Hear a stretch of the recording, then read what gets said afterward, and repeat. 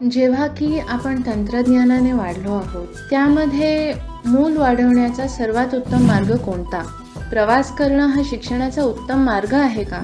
तुम्ही फक्त गुरं वाढवू शकता. एका मनुष्याला वाढवता येत नाही, पण वाढवणं म्हणजे तुम्ही आधीच ठरवलंय की त्यांनी काय बनलं पाहिजे. ते कधीच ठरवू नका. हा मानवतेविरुद्ध गुन्हा आहे.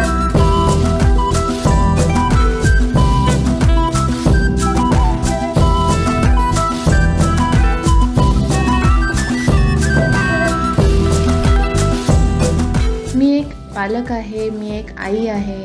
मला हे जाणून घ्यायचं आहे की आपण आज ज्या काळात जगतोय त्यामध्ये मूल वाढवण्याचा सर्वात उत्तम मार्ग कोणता? मी बाहेर काम करते.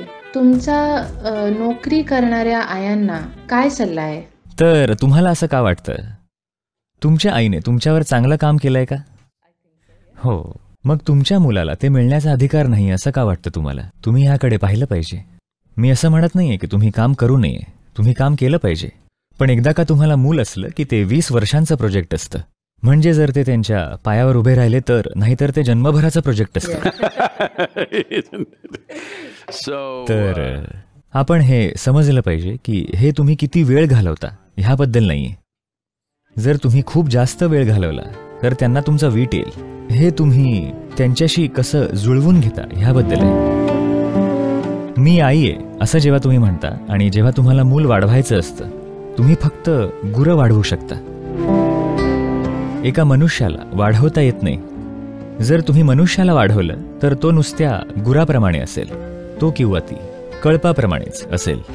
तुम्ही त्यांना वाढवलं नाही पाहिजे. तुम्ही त्यांना पोषण देऊन पाहिलं पाहिजे की त्यातून काय बहरणार आहे.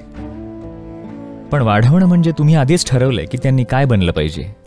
ते कधीच ठरवू नका. हा मानवतेविरुद्ध गुन्हा आहे.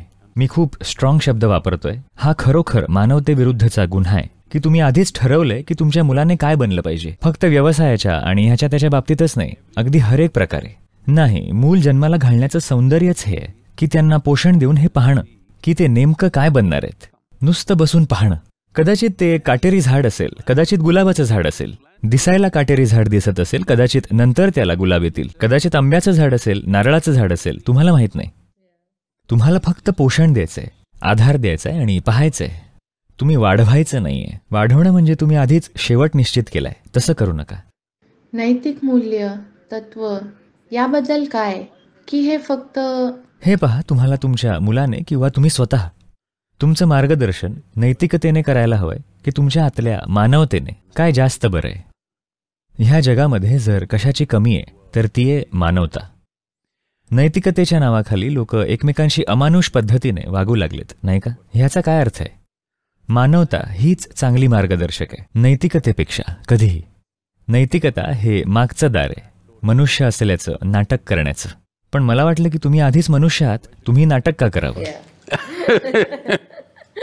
तुम्हाला काय वाटतं? प्रवास करणं हा शिक्षणाचा उत्तम मार्ग आहे का? हे पहा, असाच प्रवास करणं फार शिकवणार नाही, किंवा ते त्याला अशा गोष्टी शिकवेल ज्या तुम्हाला त्याला शिकवायच्या नाहीयेत. भरपूर गोष्टी पाहायला मिळतील जे तुम्ही नियंत्रित करू शकत नाही प्रवासावर असताना. ती काही कायमच चांगली गोष्ट नसते. तर ह्या गोष्टी इंग्रजी लोकांनी म्हणून ठेवल्यात आणि आपण पुन्हा त्याच गोष्टी बोलतोय. इंग्रज लोक छोट्याशा बेटावर राहत होते. जर त्यांनी प्रवास केला नाही तर त्यांना ढगळ वातावरण सोडून बाकी काहीच पाहायला मिळायचं नाही. बहुतेक करून ठीक आहे, सूर्यप्रकाश पाहण्यासाठी सुद्धा त्यांना भारतात यावं लागलं. प्रवास हा शिक्षणाचा उत्तम मार्ग आहे हे काही इंग्रज लोक बोलून गेले होते, कारण ते एका लहानशा बेटावर राहत होते. जेव्हा तुम्ही एका बेटावर राहत असता तेव्हा तुम्ही प्रवास केला पाहिजे. पण जर तुम्ही दुसरीकडे राहत असला तर तुम्ही बेटावर नुसतं मजा म्हणून गेलं पाहिजे. अशी सगळी गोष्ट आहे. मी काही तसं सगळ्यांसाठी सांगणार नाही. हे तुम्ही कुठल्या प्रकारचे व्यक्ती आहात ह्यावर अवलंबून आहे.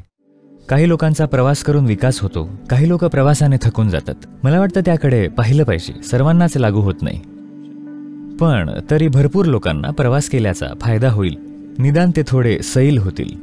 त्यांच्या दैनंदिन गोष्टींमधून जे साचे त्यांनी निर्माण केलेत त्यांच्या मनामध्ये की ते कोणाशी बोलू शकतात, कोणाशी बोलू शकत नाहीत, नवीन जागांमध्ये, नवीन लोकांमध्ये, हे त्यांना थोडं सैल बनवू शकतं. नक्कीच.